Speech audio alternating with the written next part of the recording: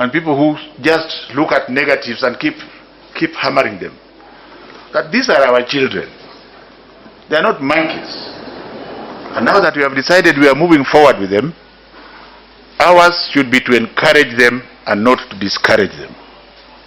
And I'm charging everybody, and I believe everybody is related to a child, that from now on, can we have positive thinking, and that if there is a problem, as you point out the problem, also help us to solve it. To our teachers, our gallant teachers, the success of the step that we have made, which is being assisted by other external publics like KCB, shall only succeed if we put everything in what we are going to do. Nobody shall be able to compensate you.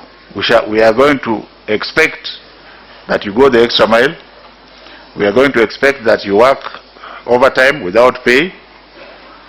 And that is what's going to happen to everybody for the time being. And you are not doing it for the government, you are doing it for our children. So I want to thank you most sincerely once again, Mr. Wegara, and also to hope that by the time the day is complete, maybe I may find 1 or 2 phone calls, and if you see me in your office, it doesn't matter. For us, where we have reached now, even if you give us just 100,000 masks, we shall be grateful for them, because you can see that I can go and rest, because these guys are masked. The place is too small. The government policy was to ensure that everybody is at school. That policy has not changed, and is a very good policy indeed. And you are aware that the policy of His Excellency the President of 100% transition required that we go to the public and even get those girls who gave birth 3 years ago and take them to school, and that's what we did. For those children who may be pregnant, as we deal with the criminals, may I assure them that they have nothing to fear, they should come back to school. Teachers should be very, very empathic with them, giving them all the assistance. And when the time comes, they should be given the opportunity to go and give birth. And after winning, they shall come back and continue with learning. I want to leave it there. I will not take any questions. Perhaps just one thing about school fees. I have said that as we comply with the government requirements for those few who still have to pay fees, primary school is free, so there is nothing like fees. Day secondary schools are free. But for the boarding schools, where boarding charges are charged, may I once again plead with our principals and head teachers to ensure that no child is sent home on account of school fees, both in the private and the public sector. Because people think I keep talking about public.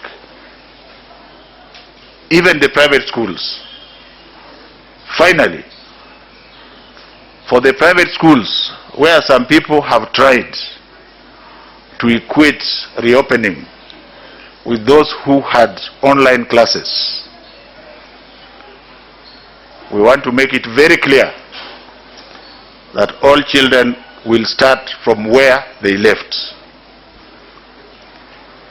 All children will start from where they left, and like I've said, the gold standard are these two. So even if you make so much noise, if you send a child home because the child did not engage in online classes, that is criminal, and we shall come for you. The fact that it's a private school does not protect you.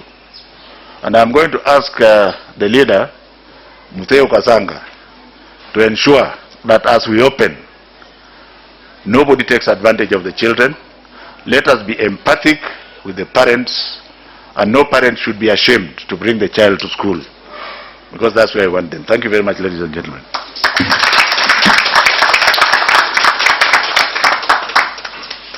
Very much, yes. I think our teams from said what he wants to say. I have to clarify something. I think the government has made it extremely clear that we may not have to provide masks for all the parents. And the position is that we shall provide masks for the less fortunate children. So all those parents who can afford 70 shillings to buy 2 masks, which are reusable for 6 months, we are asking them to go ahead and buy them. What Mayo did not tell you, I don't know why, maybe he wanted to speak in Kalenjin, because what he has always told me, including this morning, that he is going to encourage the parents to get the same type of masks from either Rivertex or elsewhere. But to say that government should provide is taking us back.